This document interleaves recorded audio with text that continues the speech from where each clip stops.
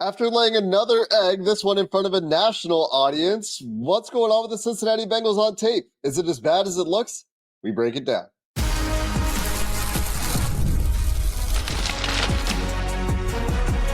You are Locked On Bengals, your daily Cincinnati Bengals podcast. Part of the Locked On Podcast Network, your team every day.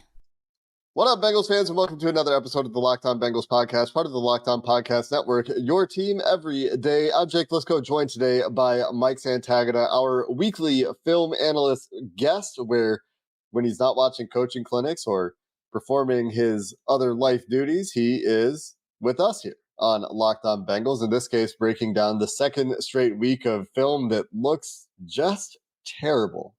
And I think it is just as bad as it looked on TV in most ways. We'll break down what our takeaways are from the tape. Welcome back to the Everydayer. Shout out to you if you make Locked On Bengals your first listen, your one-stop shop for all things Cincinnati Bengals, in a short week at least for this one, where we move right on to week 5 in our next episode. But today we have to take a look back at what was and why this team continues to look like one of the worst, if not the worst teams in the NFL. Today's episode brought to you by FanDuel, where if you win your first $5 bet, you'll get $300 in bonus bets to use across the app. And Mike, we're going to start today with Jake Browning and whether and how much is attributable to the change at quarterback for this team, and get to what adjustments the coaching staff is trying and why essentially nothing seems to be working as we get into how the tape looked as it compared to how it felt watching live on Monday night. But let's start with Browning, because Tony Pike, as he does the day after film, breaks down a number of plays that he feels like the Bengals are leaving opportunities out there on the field, most of that coming on to Jake Browning's decision-making. Jake Browning said after the game he didn't really regret any of the throws he made, but when you watched Browning's tape, was it a lot of uncatchable balls and conservative decision-making? Was it as it felt when we watched it live? What were your thoughts? I think it's just a big mess, really. Like, I wish there was one answer, but yeah, there's uncatchable balls down the sideline when he gets those one-on-one opportunities. But it also feels like some of it's the conservative, I don't want to try to force this.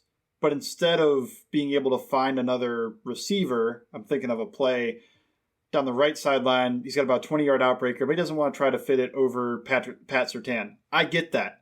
But you should quickly, if like you're killing that immediately, you should quickly be moving to the backside where he has Ja'Marr Chase wide open on 12-yard inbreaker. And we praised 2 weeks ago what he read on drive. He threw it to Gesicki, and that was a really good read because he hit the 12-yard in instead of the shallow route. I don't know if he's really reading that play because last week he threw a pick trying to force the 12-yard in, and then this week's gets one of the most clear reads you can get of throwing the 12-yard in, and he throws the shallow route.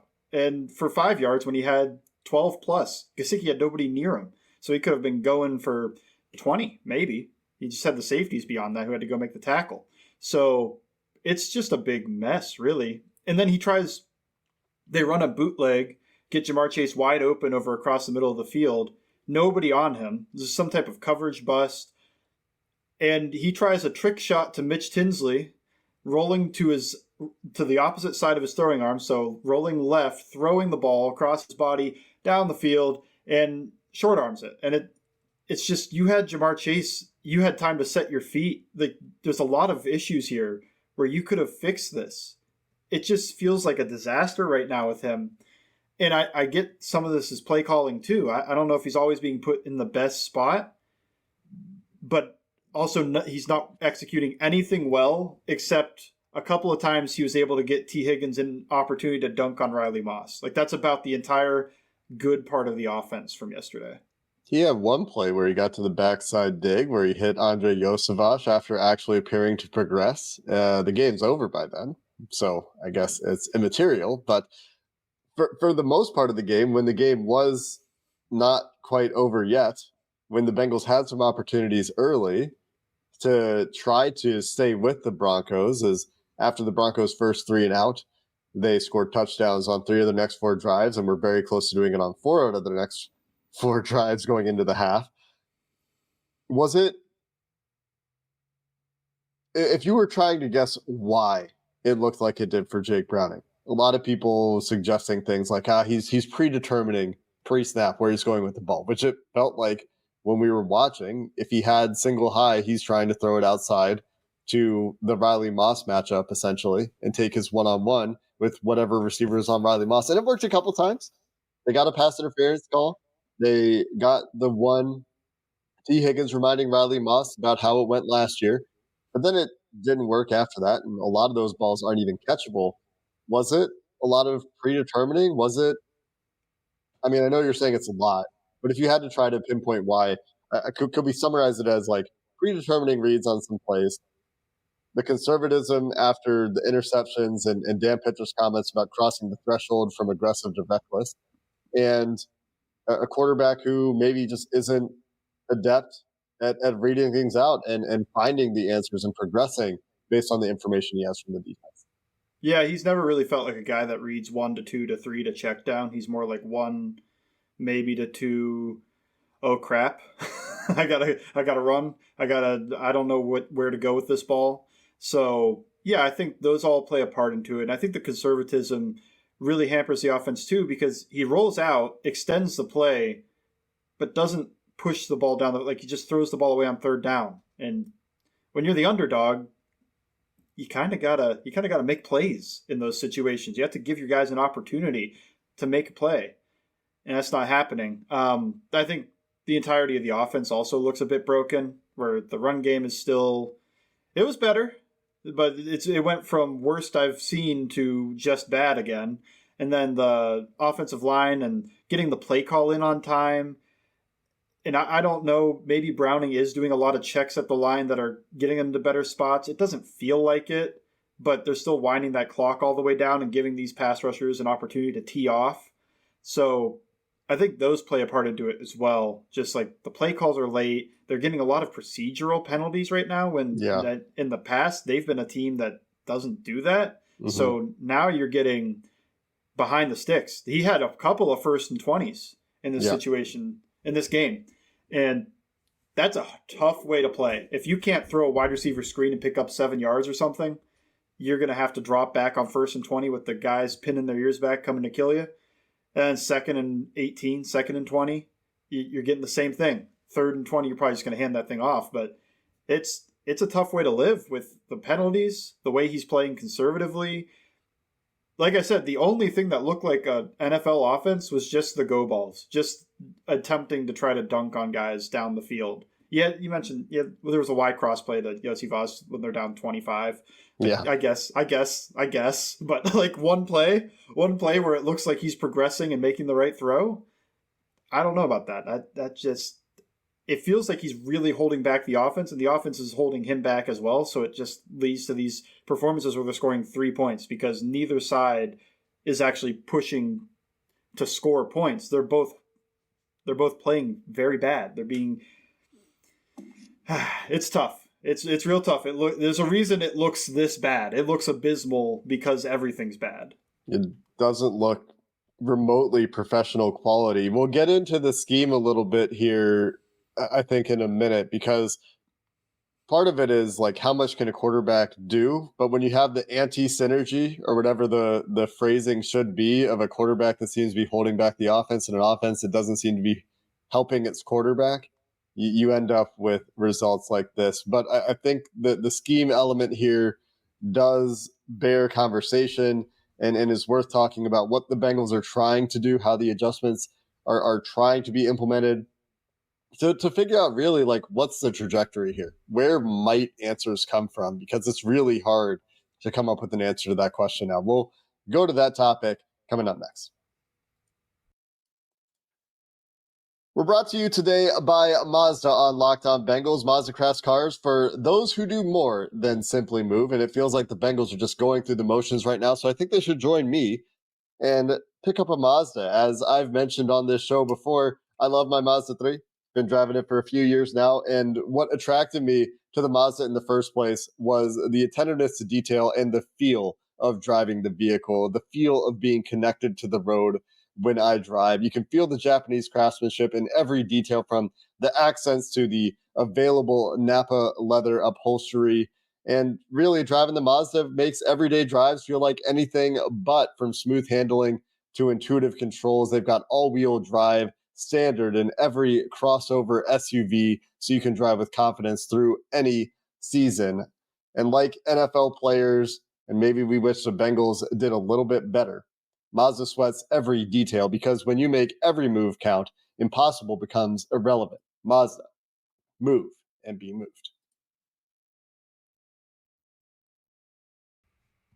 Mike, as we talk about the trajectory of the scheme a little bit here, one thing that stood out to me when I was looking at just like where Jake Browning's passes went last night was it's a lot of outside the numbers stuff. And I know the defense dictates a lot of this, but we've talked about a number of plays that felt like he had opportunities in the middle of the field to take bigger gains in some cases than he collected. And Troy Aikman pointed this out on the broadcast last night as well. So everybody who watched it saw some of these plays. But was it the defense pushing the ball outside, where it was 6 out of Jake Browning's passes aimed 10 or more passes downfield were outside the numbers, only 1 pass aimed 10 or more yards downfield between the numbers? Was it something the Bengals were doing schematically, where they were really targeting that part of the field? And what are the Bengals doing differently this week to try to help the offense? I mean, I feel like it was Browning on some of it too. I don't think the Broncos specifically were playing coverages that made it feel like they wanted to try to funnel that ball to the middle of the field. It seemed more like they wanted to kind of give help after the first drive or two, give some help to Jamar Chase and T. Higgins in that assignment.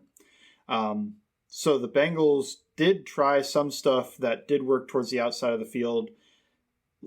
Like I mentioned, that outbreaker, that's on like a flood concept, 3-level flood. So you've got the deep outbreaker, the medium outbreaker, and then a shallow route that he can also hit. The Surtain matches the medium, and the shallow's covered, which means like in your progression, you want to throw the deep out.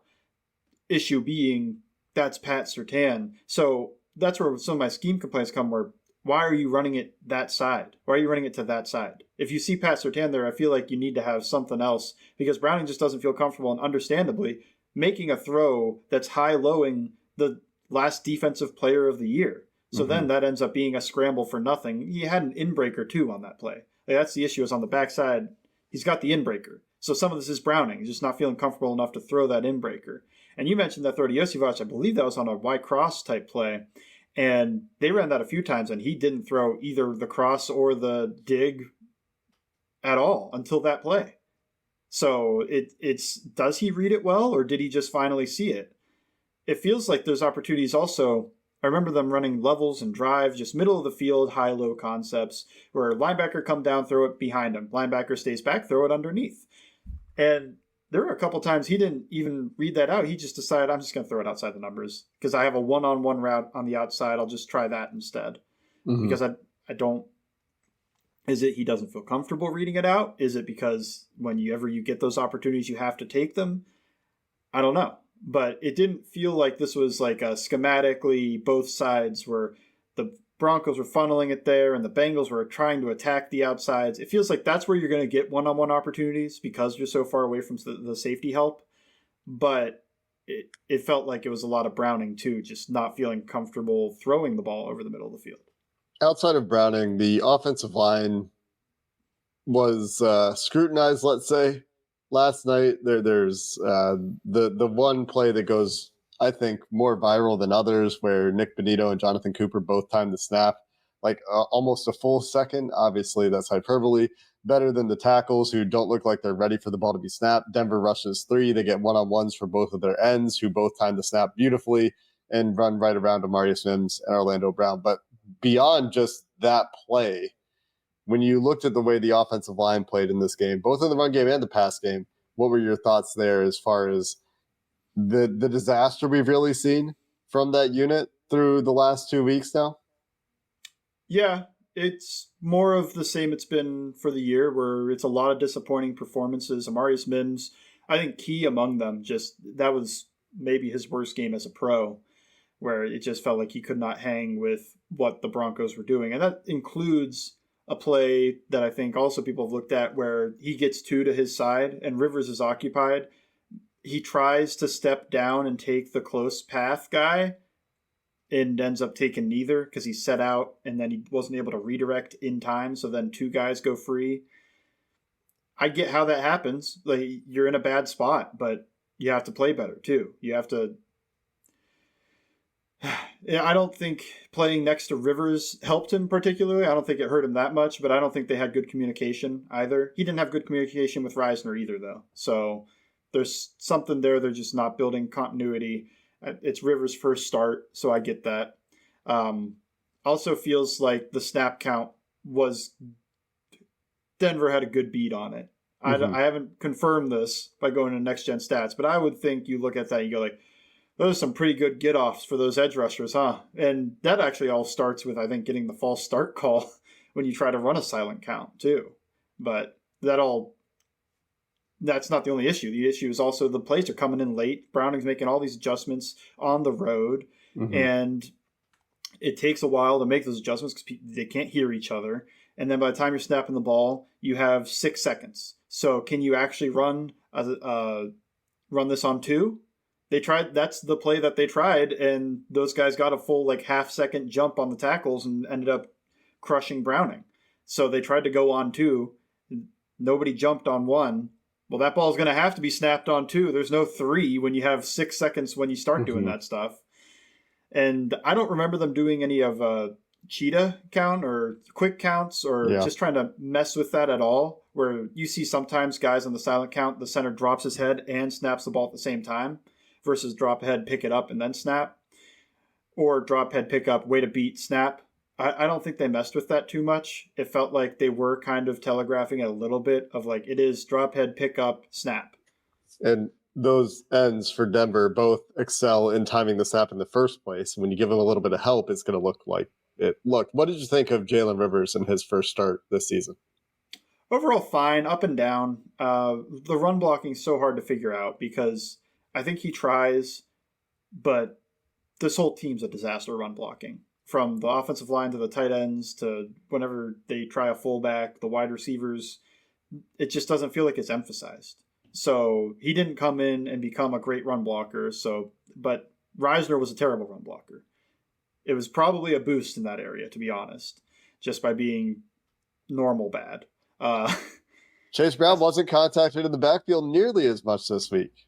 It's true. They don't run as many crazy fronts and twists and stunts and stuff. They're in a couple, but it's not like the Flores that just really boggles the mind of the offensive line. So at least they're able to get in the way more often than not. There weren't a lot of nose tackle unblocked coming through the A-gap plays, which they had against Flores and the Vikings. So I thought he was solid or fine overall. It wasn't a great performance. If this was just playing for a guy who was playing decent, I wouldn't think about I don't know about giving him the job. But because Reisner has been kind of the weak link of the group, I'm fine rolling Rivers out there again and getting him more continuity. Maybe by working more and getting better communication with Mims and Karras, he plays better. I didn't see any major screw-ups. In pass protection, he had a couple of plays. I don't think the sack is all on him. Probably concedes a little bit too much ground to John Franklin Myers. But he's still in position until Browning holds the ball, and then eventually he loses. But that ball's got to be out, too. So he also kind of walks into the sack a little bit. He does come up and keep getting closer and closer to it. It's like he gave up ground, yes, but you're also kind of giving that ground to him as well. Let's make that a little easier on you. So I thought he was okay. I didn't think it was a disaster. I didn't think he looked particularly bad. But I also didn't go the other way where I thought there were a bunch of plays where he's got a secret good game in this game. It felt like he kind of flowed with how Ted Karras was doing. Or neither one's playing particularly well, but you also probably wouldn't point to them as being the weak link on this team in this game. He did manage to avoid penalties. He and Orlando Brown, the only Bengals offensive lineman not to be penalized in this game. Ted Karras had 2, including one that was probably bogus. Dylan Fairchild had 2. Amarius Mims had 2. Jake Browning of course, attributable for the delay of game. Pre-snap penalties in this game, as we mentioned, just brutal. And that's one of the signs we're watching, I think, because this team has generally been disciplined in the past. And for what it's worth, and the reason we do this show is because we get the direct film conversation and the film takeaways. PFF did not like Jalen Rivers' game in pass protection, gave him a 17 in pass pro out of 100. So just a note. Let's talk about this defense as well, where there's just a lot of aggression all over the place. Are there adjustments happening on the defensive side of the ball? Are players finally being put in position to succeed? Unfortunately, I don't think those answers are yes. We'll finish on the defense here coming up next. Locked On Bengals is brought to you today by FanDuel. FanDuel has an awesome offer for you if you're looking to get in on some sports betting this NFL season. Maybe the Bengals are disappointing, but you want to stay engaged with the NFL season and you like sports betting. Well, that's where FanDuel comes in, and they've got an awesome offer for new customers right now. If you bet just $5 and that bet wins, you'll get $300 in bonus bets. That's right. You pick a bet, put down $5, and if it hits, make sure it's a good bet, you'll unlock $300 in bonus bets to use across the app. That's a whole lot of free money to use in playing the game with FanDuel. So what are you waiting for? Visit FanDuel.com to download the FanDuel app today. Place that $5 bet. Get $300 in bonus bets if that bet wins, and get started. Again, that's the FanDuel app at FanDuel.com.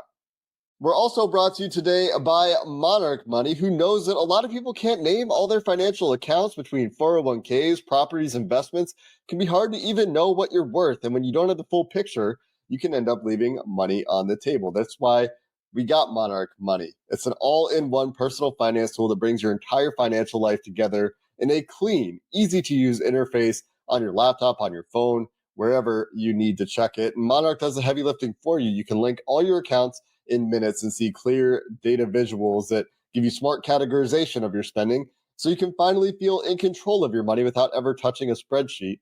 This will help you catch, for example, potentially some subscriptions you're not even using, help you cancel those and save a little bit of money every month.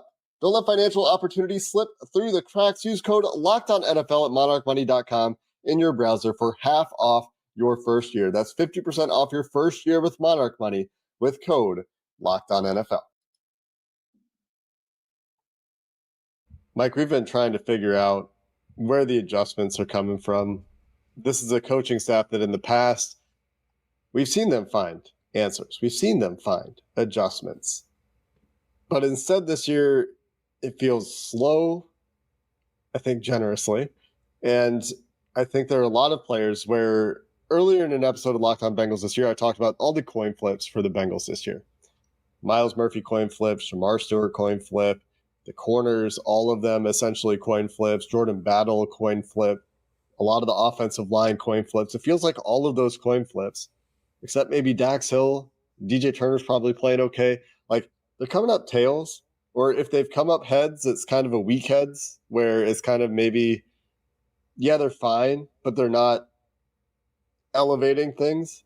So we have this issue where it seems like players are taking a step back, but also the scheme on defense, to me, doesn't look like it's putting players in position to succeed, where we're seeing replacement pressures run a ton, which leads to Trey Hendrickson having 5 dropbacks into coverage in a game, despite being your only viable pass rusher. Really, that's what he's been this year. And the replacement pressure's not working, and all these really slow stunts that we've been critical of throughout this season. Did you see any steps in the right direction from this defense schematically this week? Do we think that there's any progress in putting players in a better position? Don't like that silence. I can't think of too many where, yeah, these guys got put in a position to succeed and they just didn't do it. It feels like they kind of got asked to do similar things. The corners are being asked to cover a long time because there's no pass rush. After 4 weeks, it feels like Al Golden doesn't have a good feel for how to dictate offensive line movement, where let's look at that play we talked about, where the 2 edge rushers get the great jump. Even if they don't get the great jump, the Broncos waste 4 blockers for the Bengals on one guy because they lined up in that double mug, knew the Bengals would respond, and this is an issue of only responding with one answer, where they would slide one way, have a running back pick up the other linebacker, and have them sort it out on the other side. So they know that, so they drop almost everybody inside. Now, with 3 guys dropping inside, there were 3 guys that were looking at those to pick up as a block. It's like, that's my guy. He dropped out. Where do I go? And they're doing that with not just with guys lined up mugged in the A gap, but they're also dropping guys with their hand in the dirt too. So and you end up rushing 3, and the Bengals end up keeping 6 in the block, and they get the sack because they still got one-on-ones on the outside. You don't see that as much from the Bengals defense, where they're going to dictate something so Trey Hendrickson gets a one-on-one with their weak rusher. I think the replacement pressures are another example of this, where the point of getting these creepers, simulated pressures, replacement pressures, is to force the offensive line to slide one way and then be able to attack the running back, their weakest pass protector, when they slide. You want them to slide away from you. You bring a guy opposite and you pick him against the running back, and you're hoping that you win that matchup. They get that matchup sometimes, and they've won it a couple of times. But it feels like a lot of the time they're running this replacement pressure, and the offensive line still slid into it. And now it's a disaster because you've got offensive linemen blocking defensive backs trying to rush the passer, or maybe a linebacker. That's not going to go well. That guy was supposed to get against a running back so that or if you're really good, completely free back there. So I'm feeling like he doesn't have the replacement pressure stuff. He keeps trying to run it. He didn't run a ton of those at Notre Dame either, though. So it feels like he's trying to adjust for the NFL and run these things. And it looks like it to me. It looks like he doesn't have that much experience doing this type of stuff. When you watch a lot of teams run these replacement pressures, they're getting guys against the running backs. You see it against the Bengals. So I think that part is really tough to watch, because that's part of the reason that they're struggling so much with rushing the passer, is that, 1, they don't have the horses outside of Hendrickson, but 2, they're not getting free runners when they do bring guys, non-traditional rushers. Yeah, and they are also seemingly getting got at a higher rate than you would hope them to get got. Like, I think of the wide receiver screen that Denver calls into the slot blitz last night, that Troy Aikman made a point of pointing out how Bo Nix bailed on the play action fake to get the ball out quicker because he recognized that the slot corner was coming. They did try to blitz a little bit more in this game, but for the most part, the plan was still 4-man pressures with dropping guys into coverage, where, like I said, you end up with Trey Hendrickson dropping into coverage 5 times in a game, which just seems crazy to me. I don't know. Yeah. He had as many coverage reps in this game as Barrett Carter, who, by the time Barrett Carter was in the game and playing a lot, the game was out of hand, so it was a lot of run defense snaps for Barrett Carter. But dropping Trey Hendrickson into coverage 10% of the time doesn't feel like a plan that I want to live with, when he's your only guy with a pass rush win rate above like 10% in this game, because Shamar Stewart will be the other one, and he's not playing. Joseph Osai not winning as a pass rusher. Chris Jenkins not winning as a pass rusher. BJ Hill's fine. He's still BJ Hill, but, missed his one opportunity for a sack in this game. TJ Slayton is getting some wins, but as a nose tackle, those wins are coming a little bit slow, not necessarily impacting the passer as much as you would like. Miles Murphy still not winning as a pass rusher, even in his increased playing time this week. So, I don't know where the pass rush is coming from, and it could be as simple as that. So much of your defense in the NFL is predicated on your pass rush, and if you just don't get home, and Denver has one of the better pass protecting offensive lines in the league, fine. But if you don't get home and you can't pressure a quarterback, it's going to look really bad most of the time. And it looks like that for the Bengals right now. And most comically, I think, is a little linebacker end stunt they tried to run for Trey Hendrickson, where Logan Wilson has a free path to the quarterback, or maybe the running back gets there to get a shoulder on him. And instead, it looks like they actually do fool the Denver offensive line on this one play. Logan colors inside the lines, does what he's asked to do on the play, and tries to pick the tackle for Trey Hendrickson to work the loop, and ends up with no pressure. He still ends up getting to the quarterback faster than Trey, because he's that unblocked on the play. And that's kind of emblematic of this defense right now, where even when they do get a call that should work, that they're just not playing fast, I think, as a whole on this defense, outside of a few players, maybe. Yeah, the stunts were feeling weird because that's part of the reason you're not getting pass rush win rates as well. As, like, it's a little lower than it probably should be. Not that those guys would be crushing it if these stunts weren't called, but like your job for a lot of these guys is go free up somebody else. But like on that play, when Garrett Bowles keeps setting out to Hendrickson, I think you finally got the linebacker on the running back. This is what the replacement pressures are supposed to be doing. Like, you've got the play. I think maybe the idea here was, oh, he's going to stay tight. I don't know. Is Trey selling it too much? Does Trey even know this is happening?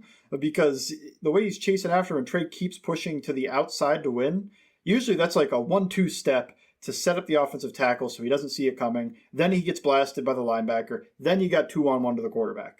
Instead, it felt like Trey Hendrickson kept pushing to the outside, and then Bowles just kept following him. And you're at that point, like, at some point, turn and just go get the quarterback, because the running back's on the opposite side of this. He's trying to do a cross scan pickup here. And then they run another stunt where they let Osai spy in the middle of the field. It's like, why even run the stunt? I mean, and situationally too, right? Like, there's 30 seconds left in the half. 30 seconds left in the half, 3rd and 10. And the idea maybe is that a very bad quarterback would see Murphy win to the outside on this stunt and free up Osai and start to push around his outside and go, oh, I've got room up the middle, and then just go run into the sack. But these are NFL quarterbacks. This is the best of the best college guys.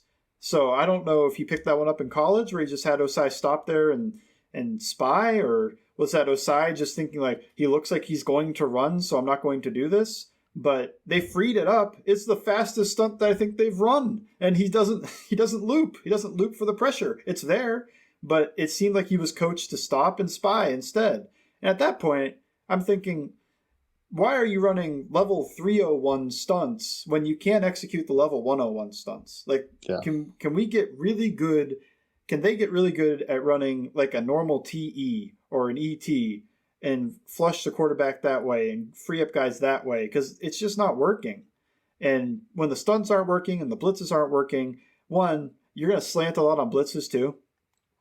And when you do that, a lot of these guys are wasted. A lot of these guys are wasted in their pass rush. I understand they're not big pass rushers anyway, but you're taking what are, middling or worse pass rushers, and now they don't even have a chance to win. So you put all your eggs in the Trey basket, and Trey is sometimes also being asked to slant and stunt, like we just talked about with the Logan Wilson play, which hurts his pass rush ability if they're not working.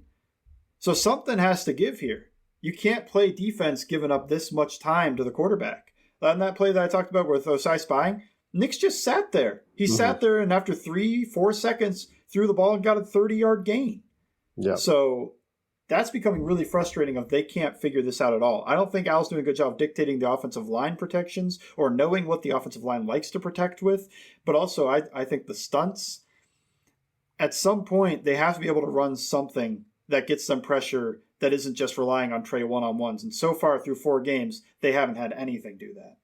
They need to find those answers. We didn't even talk about the run game where J.K. Dobbins went for over 6 yards per carry in this game. The run defense looking much like it did last year. Honestly, the defense, the results, the scheme is different, but the results are largely the same between this year and last year. Maybe it's just the same root cause. They can't get after the passer, and I don't think they're being put in great positions again this year. And look, a lot of people are talking about Lou Anarumo, talking about him being scapegoated maybe, or saying that, but we were told that it was Lou and they needed to replace him.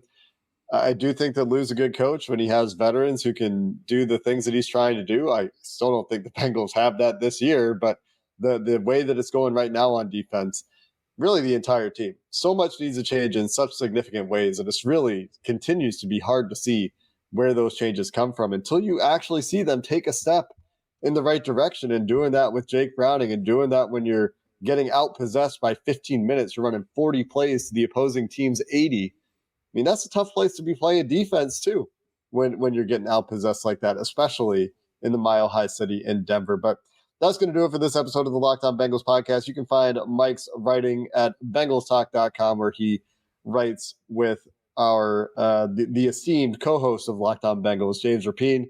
And of course, make sure you're following Mike on Twitter at Bengals_Sands, where you might catch a coach's clinic of the week if you're interested in diving into the film. Until next time, thanks for listening to this episode of the Locked On Bengals podcast, and have a good one.